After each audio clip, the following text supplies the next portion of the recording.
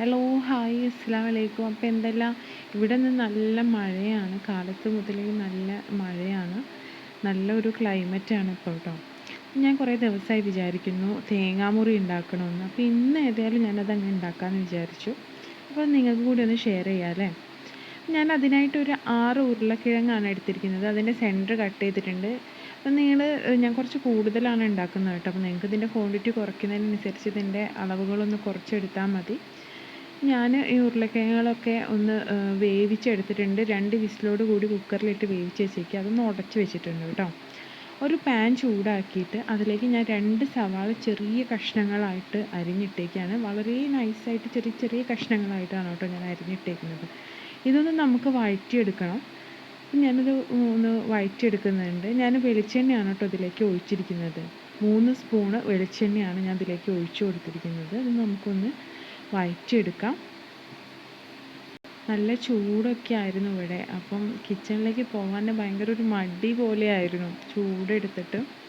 പിന്നെ നല്ലൊരു ക്ലൈമറ്റ് ആയതിനെക്കൊണ്ട് ഇന്ന് നല്ല വിഭവങ്ങളൊക്കെ ഉണ്ടാക്കാൻ വളരെ ഇൻട്രസ്റ്റ് ആയിട്ടാണ് ചെയ്യുന്നത് കേട്ടോ. ഇതിലേക്ക് ഞാൻ കുറച്ച് ഉപ്പ് ചേർത്ത് കൊടുക്കുന്നുണ്ട്. കല്ലുപ്പാണ് കേട്ടോ ഇട്ട് കൊടുക്കുന്നത്. അപ്പോൾ അതും കൂടെ ചേർത്ത് കൊടുത്തിട്ട് നമുക്കൊന്നിങ്ങനെ വഴറ്റിയെടുക്കാം.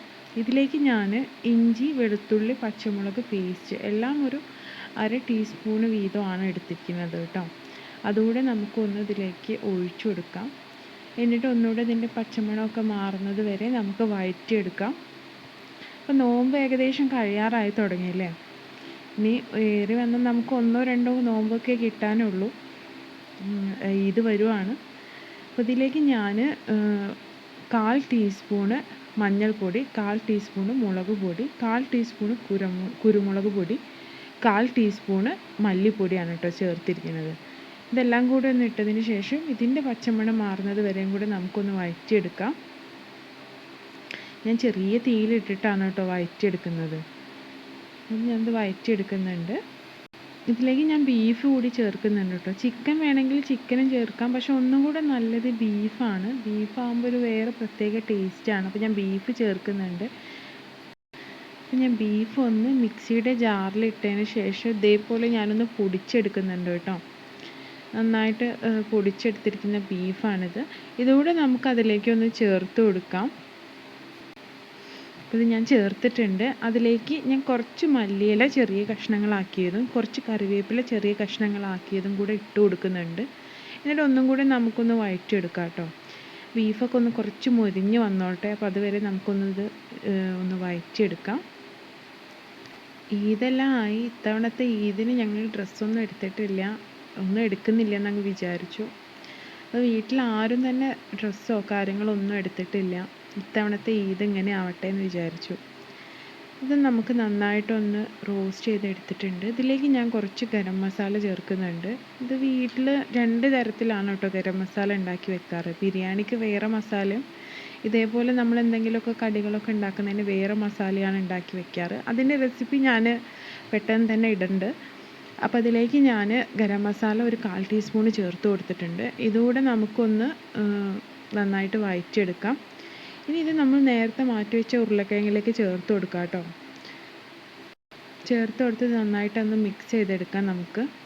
ഉരുളക്കിഴങ്ങ് നന്നായിട്ട് എല്ലാ മസാലയൊക്കെ ഒന്ന് പിടിക്കുന്ന പോലെ. ഇതിലെന്തെങ്കിലും ഉപ്പിന് കുറവൊക്കെ ഉണ്ടെന്നുണ്ടെങ്കിൽ ഒന്ന് ടേസ്റ്റ് ചെയ്ത് നോക്കണം. ഉപ്പ് കുറവുണ്ടെങ്കിൽ ഉപ്പ് കൂടി ഒന്ന് ചേർത്ത് കൊടുക്കുക. ഉരുളക്കിഴങ്ങ് ഉപ്പിടാണ്ടാണല്ലോ നമ്മൾ വേവിച്ച് വെച്ചേക്കുന്നത്. ഞാൻ കുറച്ച് മുട്ട കൂടെ വേവിച്ച് വെച്ചിട്ടുണ്ടായിരുന്നു. അപ്പോൾ അതുകൂടെ നമ്മൾ തൊലിയെല്ലാം കളഞ്ഞ് എടുത്തിട്ടുണ്ട്. ഇതിലേക്ക് ഞാനൊരു 2 മുട്ട കൂടി വേറെ പൊട്ടിച്ചെടുക്കുന്നുണ്ട് കേട്ടോ. ഇത് നമുക്കൊന്ന് മുക്കിയെടുത്തിട്ട് വേണം പൊരിച്ചെടുക്കാനായിട്ട്. അതിലേക്ക് ഞാൻ റസ്കിൻ്റെ പൊടിയാണ് എടുത്തിരിക്കുന്നത്. ഇതേപോലെ നമ്മൾ മാവ് വെച്ച് അതിനകത്ത് മുട്ട വെക്കണം. എന്നിട്ട് നമ്മൾ ഈ മുട്ട ഒന്ന് കവർ ചെയ്തെടുക്കുകയാണ് കേട്ടോ ഈ മാവ് വെച്ചിട്ട്. ഇതുപോലെയാണ് ഞാൻ കവർ ചെയ്തെടുക്കുന്നത്. അപ്പോൾ നമ്മുടെ ശരിക്കും തേങ്ങേനെ പോലെ തന്നെയാണ് കേട്ടോ, അതേ ഒരു വലുപ്പത്തിൽ. അപ്പോൾ അത്യാവശ്യം വലിയ ഒരു ഡിഷാണിത്. അപ്പോൾ ഒരു പകുതി കഷ്ണമൊക്കെ നമുക്ക് കഴിക്കാൻ കഴിയുള്ളൂ. ഇതേപോലെ ഞാൻ റെഡിയാക്കി വെച്ചിട്ടുണ്ട്. അപ്പോൾ ഓരോന്നും ഇതേപോലെ ഞാൻ മാറ്റി വയ്ക്കുവാണ്. അപ്പോൾ ഇതുപോലെയെല്ലാം ഞാൻ മാറ്റി വെച്ചിട്ടുണ്ട്. ഇത് നമുക്കൊന്ന് മുട്ടയിൽ മുക്കിയെടുക്കണം. അതിനുശേഷം ബ്രെഡ് ക്രംസിലും നമുക്കൊന്ന് മുക്കിയെടുത്തിട്ട് വേണം പൊരിച്ചെടുക്കാനായിട്ട്. അപ്പോൾ അതിനായിട്ട് ഞാൻ ഓരോന്നും എടുത്തിട്ട് ഇതേപോലെ മുട്ടയിൽ മുക്കിയെടുക്കുന്നുണ്ട്.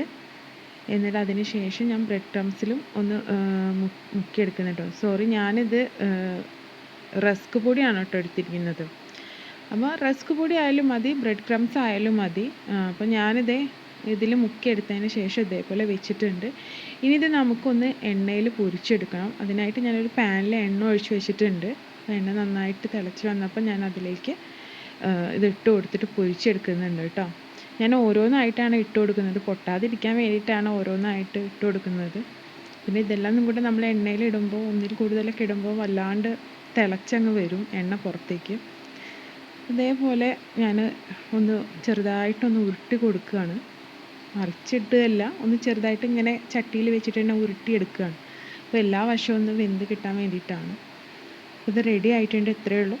ഇത്ര പെട്ടെന്ന് നമുക്ക് ഉണ്ടാക്കിയെടുക്കാം. എന്നാൽ നല്ല ടേസ്റ്റാണ് കേട്ടോ കഴിക്കാനായിട്ട്. പക്ഷെ വലിയ ഒരു ഡിഷാണ്. അപ്പം നമുക്ക് ഒരുപാടൊന്നും കഴിക്കാൻ കഴിയില്ല. അപ്പോൾ ഇത് റെഡി ആയിട്ടുണ്ട്. ഇത്രയേ ഉള്ളൂ. അപ്പോൾ ഇത് നിങ്ങൾ വീട്ടിലെല്ലാവരും തീർച്ചയായിട്ടും ഉണ്ടാക്കി നോക്കണം. ഇതിൻ്റെ സൈസ് നിങ്ങൾ കാണുന്നുണ്ടാവും എന്ന് വിചാരിക്കുന്നു. അത്രയും വലിയ സൈസിലാണ്. അത് നമുക്ക് സെൻറ്റർ കൂടെ കട്ട് ചെയ്തെടുക്കാം. ഇതേപോലെ ഞാൻ സെൻറ്റർ കട്ട് ചെയ്തെടുത്തിട്ടുണ്ട്. ഇത് ചൂടോട് കഴിക്കാൻ അടിപൊളിയാണ് കേട്ടോ.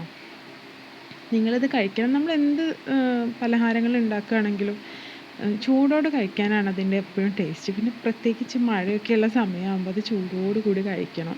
അപ്പോൾ ഞാനിതെല്ലാം കട്ട് ചെയ്ത് വെച്ചിട്ടുണ്ട്. ഇത് റെഡി ആയിട്ടുണ്ട്. അപ്പോൾ നിങ്ങൾക്ക് എൻ്റെ റെസിപ്പി ഇഷ്ടപ്പെട്ടിട്ടുണ്ടെങ്കിൽ ലൈക്ക് ചെയ്യാനും ഷെയർ ചെയ്യാനും മറക്കരുത്. ഇതുപോലുള്ള മറ്റ് റെസിപ്പീസുമായിട്ട് നമുക്ക് വീണ്ടും കാണാം.